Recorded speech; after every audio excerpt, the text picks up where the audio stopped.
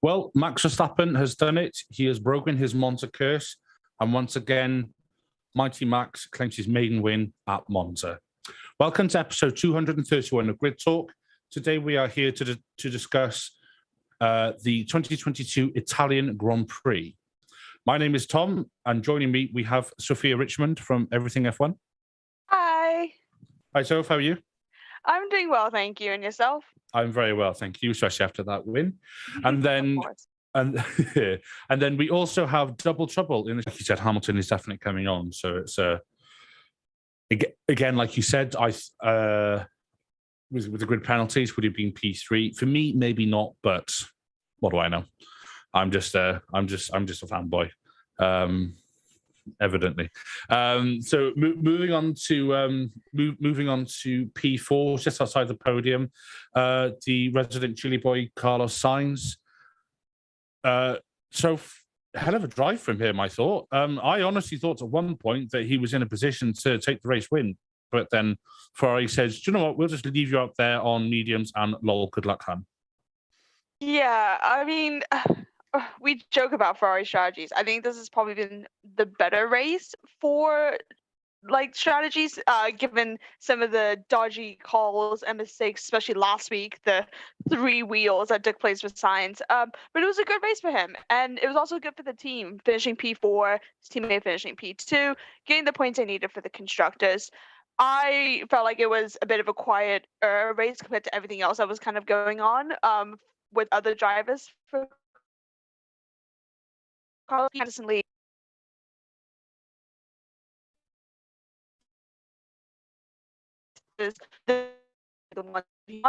He did quite well and did well for the team. But yeah, that tire strategy, not that much degradation on the track, but there is still degradation. And the fact that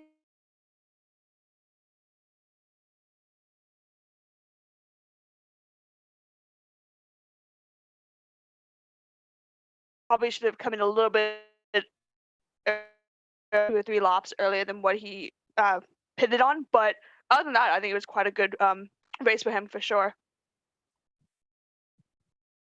Yeah, it was. I mean, given that we're almost celebrating this strategy from Ferrari, just to show how interesting they've been for the whole year. Yeah, they've just been. Well, at one point they were a laughing stock. Let's be fair, but no, let's at least give them some credit where they made some good calls with the VSC pitting Leclerc, and obviously whatever they were going to do, Red Bull were going to do the opposite, and it was a bit of a no-win situation for them, I think. But Rachel, Lewis Hamilton P5. Bear in mind he started P19, I believe. As he had a back of the place grid penalty. I think it was only Yuki Tsunoda who started behind him. A very, very good drive, I thought, including that sensational overtake out to the start of turn 1. Yeah, no, I thought Lewis had a really good drive. And I think if you were to watch him the entire race, you would have had a really good show. But of course, the broadcast always shows the front. But yeah, and then of course there was the potential PTSD that he was experiencing with the looming red flag that he overcame. He had a lot of words after the race about, oh, this maybe would have happened, or Abu Dhabi. Yeah, everyone asked the question, that they did. So, but his drive, I thought he had a really great drive, and it was impressive. Yeah, he, at first I thought, oh, maybe he's not making up places, but then next thing you know, he was in the points, and yeah, he was driving a bit like the Hamilton of old, I thought. So it was, as everybody knows, I'm not the biggest fan of him, but it was nice to sort of see him, doing that double overtake out the exit of turn 1. Oh wow, that was I did grin to myself. I thought that was nice.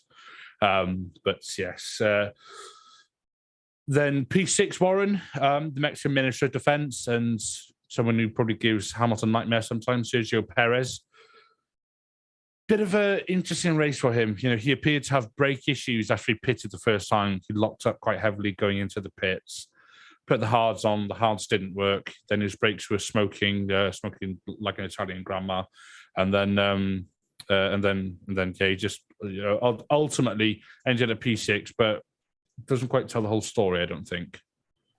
No, I still think it was impressive drive from him, dealing with how he had to coast. I heard him after the race, he had to lift and coast a lot to cool the brakes down for like 2 or 3 laps after that. How his strategy got pretty much shot when the brakes were going like that, because when those hard tires went on for Perez, everybody watching the race today, he's not pitting again. How far up is he going to make in the order? He's a master with the tires. So how many people is he going to catch and pass and all that stuff? Because we've seen him do it time and time again. He just, whatever happened with the brakes and his flat spotting is what he said, I think, is what caused it early on. It was just, he was unlucky, but then still to get 6th, I thought it was pretty good. I said on our episode this past week, I needed to see something from Perez this week, because I know he got 2nd in Belgium, but other than that, he really has been kind of way off the pace since France. Like, he has not looked like the same driver since France.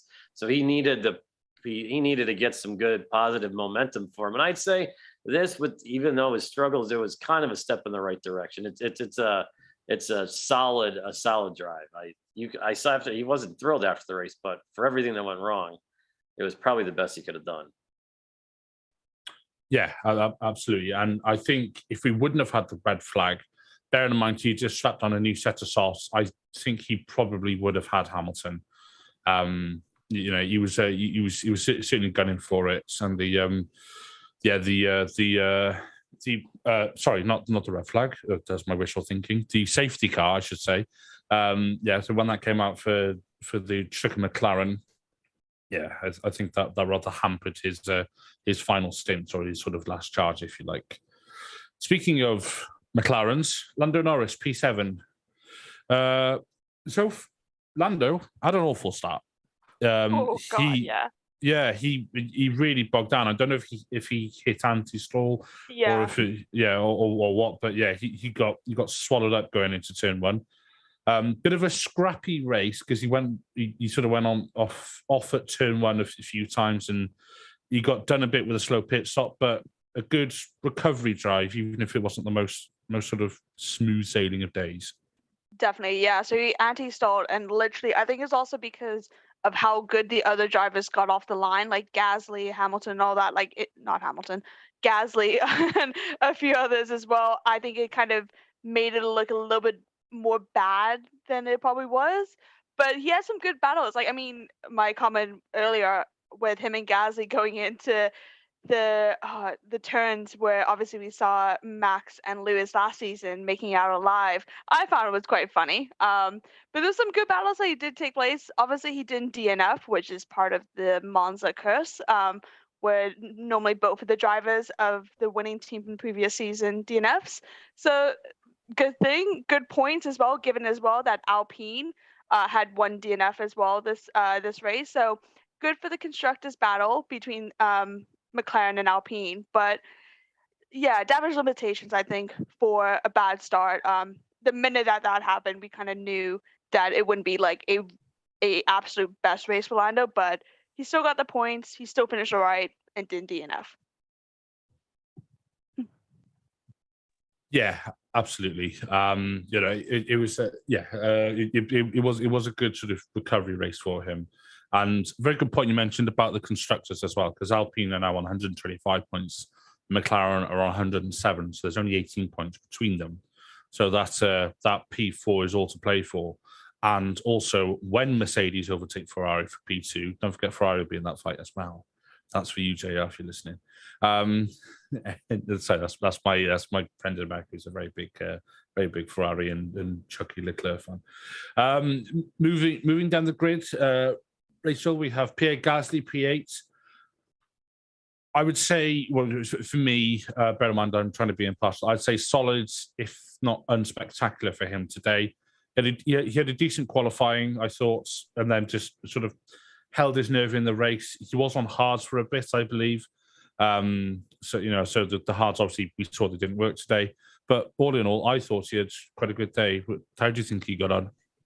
I think he's going to have nightmares of Daniel Ricciardo's rear wing. I think if you gave him a piece of paper, he could draw it exactly as he saw it for a lot of the race. He was just stuck in a train, like completely stuck in there. And when that happens, it's just like, you don't even get to see them drive because nobody cares. It's just a DRS train and there it goes. He was stuck in that a lot, but yeah, you had a fine day. It was good to see him back in the points. That was good. He seemed really happy about that, but yeah, he was just looking at Daniel the whole time. Yeah, I mean, whether you would want to chase the rear wingers like McLaren, it's a different story given their relative pace. But yeah, it was I when I saw that Danny Ric was leading the DRS train, I instinctively went to look for Alonso, but couldn't find him. So I thought, oh well, how the tables have turned. It was weird seeing a DRS train that wasn't headed up by Alonso, but that's because he took inspiration from his new team and decided to DNF. So instead of DRS, he went DNF. Begins with D and instead of three-letter analogy. Not quite the same. Anyway, this is the one I really want to get into. Nyck de Vries, his F1 debut, having driven a different car on Friday. I mean, granted, it was Aston Martin. It's like saying, what track did you want to drive? Jumps into the Williams, puts it into Q2, and finishes with 2 points. Warren, what can we say? I mean, they should give him a contract right on the spot, right?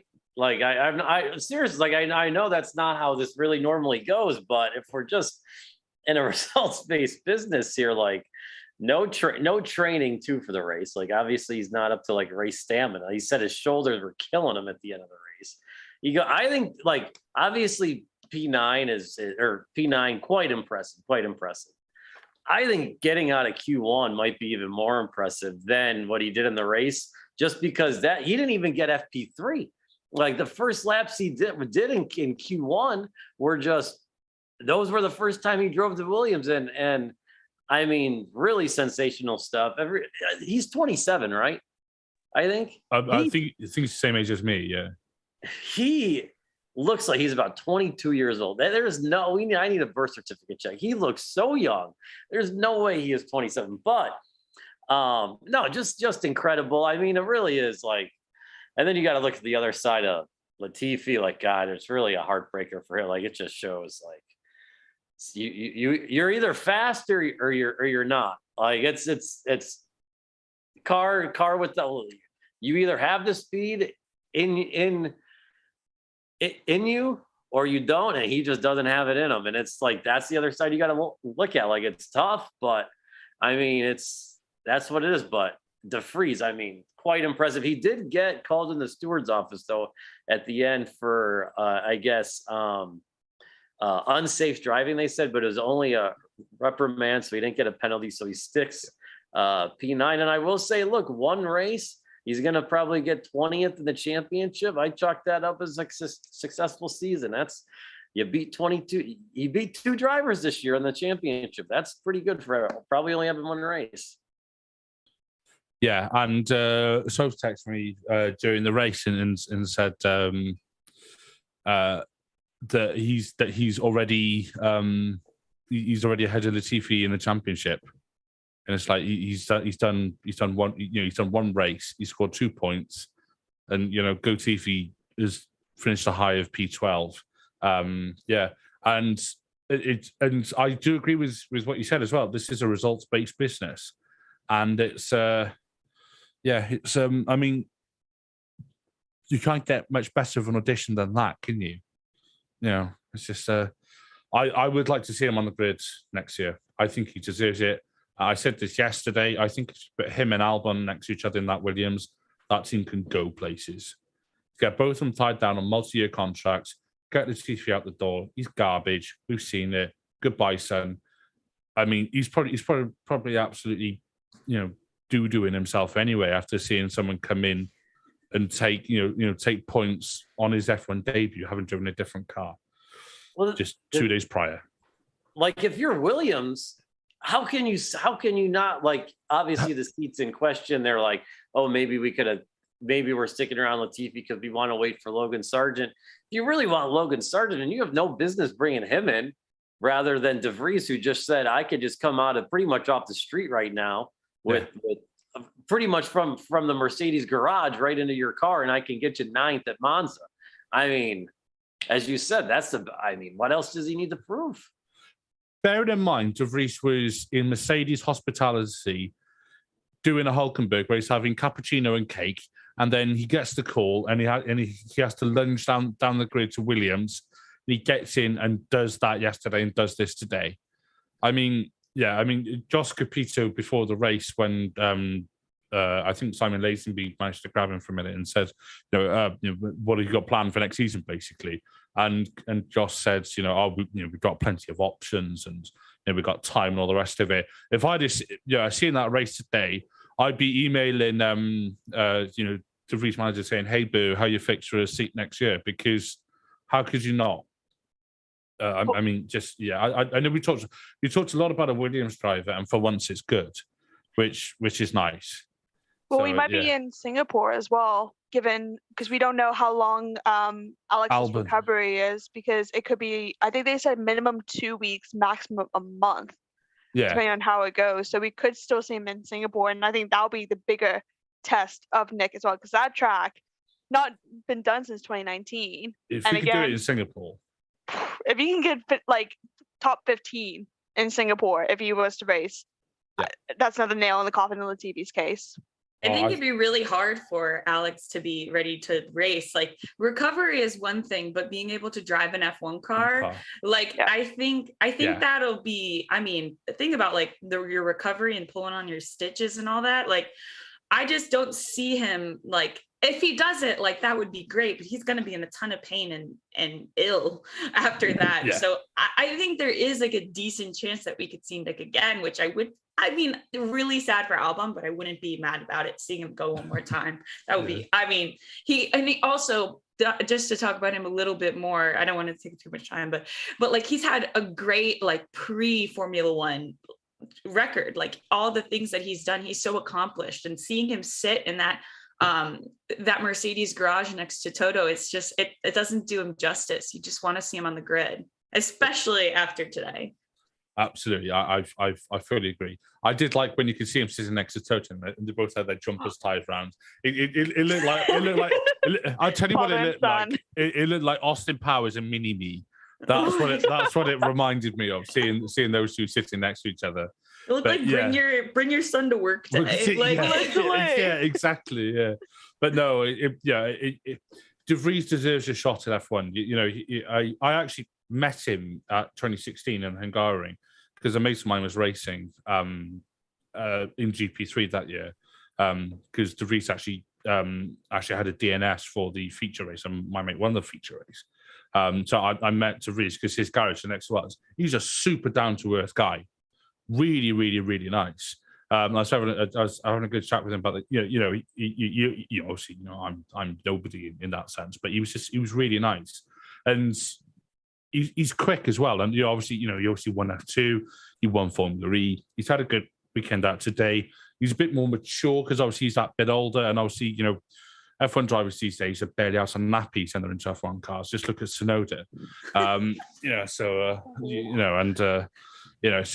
I think someone coming in who's sort of 27, so 27, 28, my kind of age, I think that might be better, especially for a team like Williams, who need that sort of bit more than a complete rookie, but not a sort of massive multi-million-pound contract. But yes, De Vries, well done. I really hope to see you again on the F1 grid. I think we'll see him in Singapore because, like you said with Albon, it's not just a recovery. Flying to Singapore when you've just had an operation as well, that might not be the best idea. And it's it's not going to hurt anyone to have De Vries in the car again, I don't think, apart from Latifi. But anyway. Let's move on, because someone who De Vries battled with and held off very well was the charging Zhou Guanyu. So I thought he had quite a good day. Bearing in mind he was sort of up and down the grid a bit. Nice to see him back in the points. I did think at one point he was going to overtake De Vries, and I was sort of edging forward on my sofa, or my armchair rather, because I've moved the living room around. But yes, nice to see him back in the points. Granted, it's only 1 point, but I think he needs this for a bit of consistency for himself, and obviously Alfa Romeo, Italian team. I know that's Swiss based, but Italian team, all the rest of it. Yeah, I mean, I've said this multiple times on podcasting. Like, he's becoming one of my favorite drivers. He has been quite consistent. Like, he is obviously not like George Russell and that kind of consistency, but what he's performing in that Alpha, granted, and as well, first season in the Alpha, he is doing so well. With the 3-4 DNFs that he's had, he would have had a lot more points. And yes, it's only 1 point, but it's still one more point than the next driver. Like, it's still helping with the battles for the for the Constructors' Championship. Also solidifying his case for next year, because it's still not announced if he's going to be driving for Alfa Romeo next year. I feel like it's going to be stupid if they get rid of him, given how well he's been doing, how much of investment that he has. He needs to see for next year, and I think it's going to be announced quite soon. I think they're going to wait until it's in Asia to make the announcement, potentially. I think, see how it goes with that. But yeah, really good race for him. The battles, I think they raced, both Nyck and Zhou Guanyu, I think they raced in F2 in the year that Nyck won as well, I think, if I can remember correctly. Because I know Zhou was in F2 for about 3 to 4 years, I think. So I think it was quite a nice little like F2 battle. Saw the clip afterwards as well. Zhou congratulating Nyck as well for that race. But yeah, good race for him. Points needed. Doing the job for Alfa Romeo. Absolutely. And I fully agree with you that I think he deserves a seat next year. He does bring a lot of sponsorship money, as we know. I think they're probably just sorting out a couple of deals. And obviously, Alfa Romeo, Sauber, Audi, Sauber Albi, Audi Sauber, Audi, whatever they're going to be called between now and 2026. They've also got a lot of things which they're sorting out as well.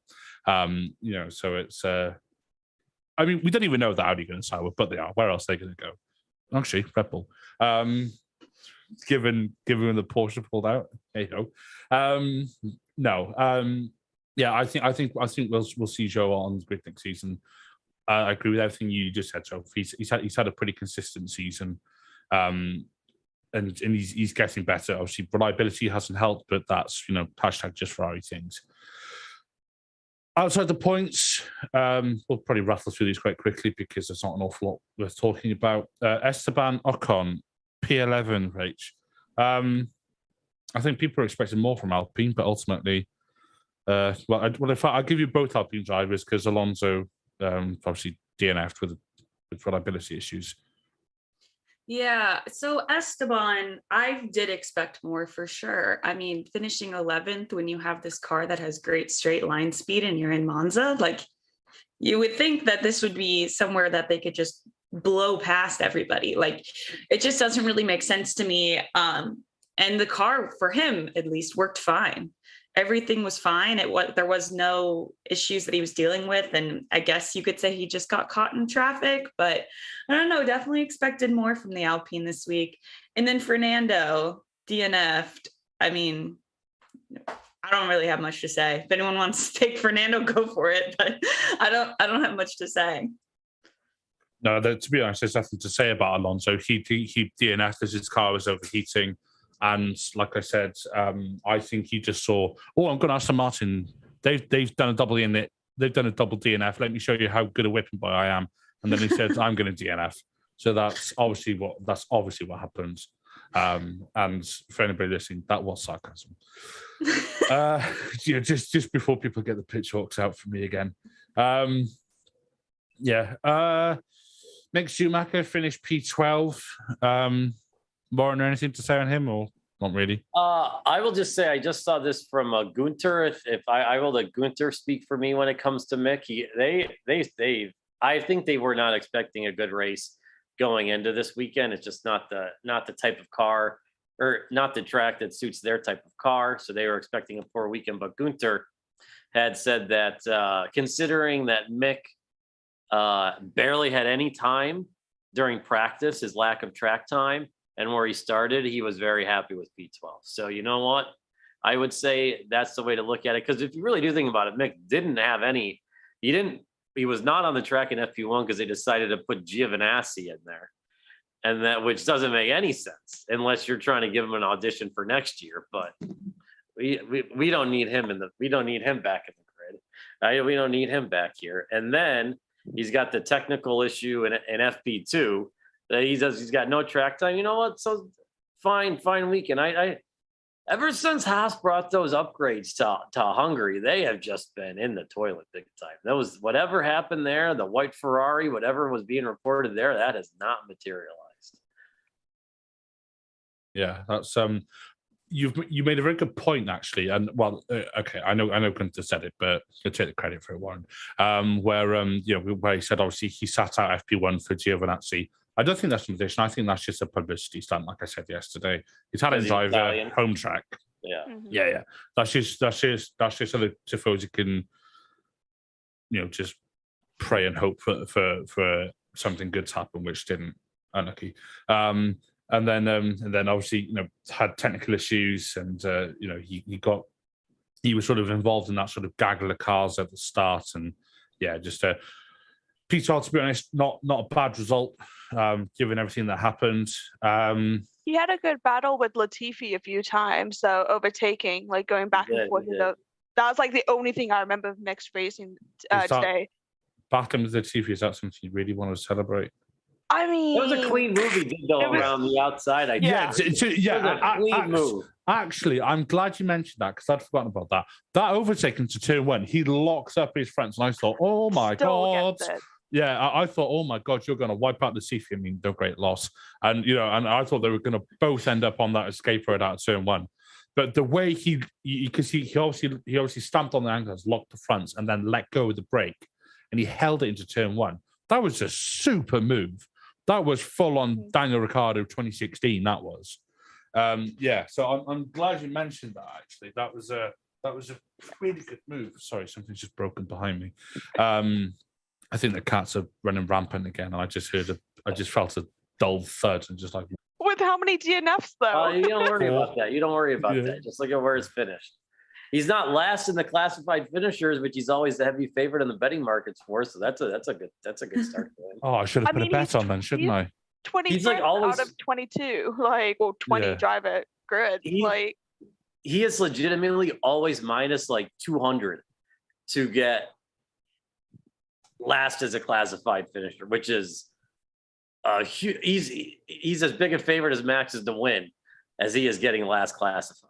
That's how big a favorite he is. Well, it's I've said this 3 times, but there are 3 things guaranteed in life: death, taxes, and the Latifi qualifying P20. So so it's he's actually done me dirty there because he's finished not last. So yeah, thanks for that. I think him starting in P10 at the start of the race, I think that triggered him and be like, you know what? No, this is not for me. I'm just going to go back down to where I belong and go down to the back of the grid. Yeah, I think basically he was sitting there going, pretty lights, and then they went out and he just went, oh yeah. Yeah, and then everyone's went, meow.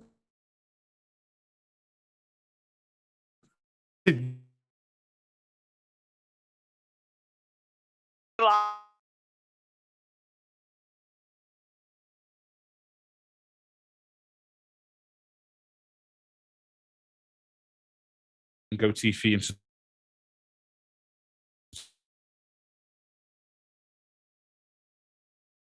an advantage.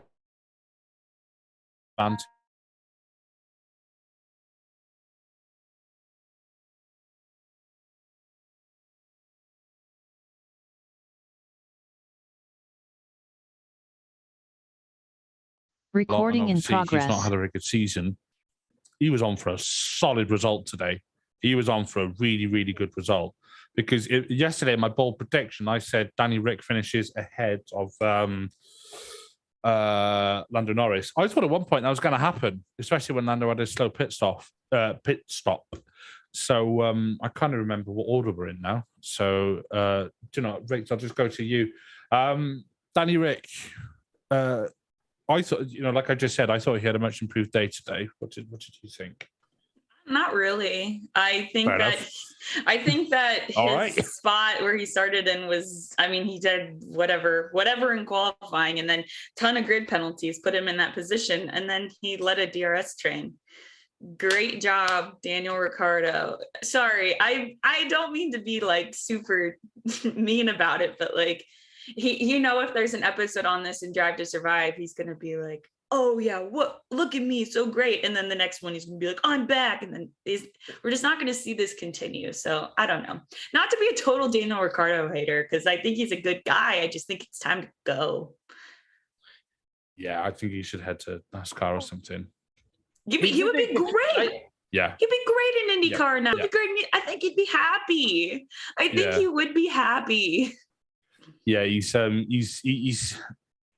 I think he's just fallen out of love with the sport, and the sport's fallen out of love with him. He's been in it 10 and a half years now, or maybe even was it midway through 2011 he made his debut? Or was it 2012? I think it's midway through 2012 because they had those 3 new teams, didn't they? HRT, Yeah, I think Virgin, and Borussia. Anyway, because I know he made his debut at Silverstone. And I'm sure it was 2012 because it was when because it was that season. But yeah, no, it's okay, fair enough. Right? You went in on him then. You should have gone to someone else. Yeah, I'll tell you what. Go on, Warren.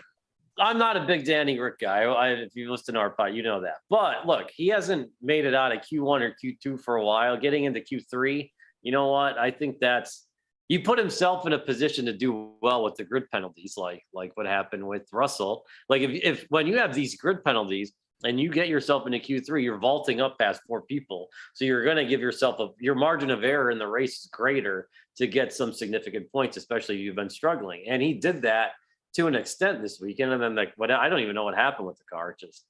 Did they even say, they had to retire. It was the curse. Curse. Yes, it was the curse. It was the curse. He was unlucky, but at least he got it in the Q3. It's a positive weekend, I guess, minus the end result. But we shouldn't be celebrating that because that was something that was consistently for him to get in. No, I totally agree. I agree with that. But I'm just saying, if there are people out there, why don't you say anything nice? Here's something you could say about him. No, but he should be in Q3 every single time with the McLaren. He shouldn't be getting knocked out in those earlier what he's been doing. So like last week, 17th. No, that should not be happening.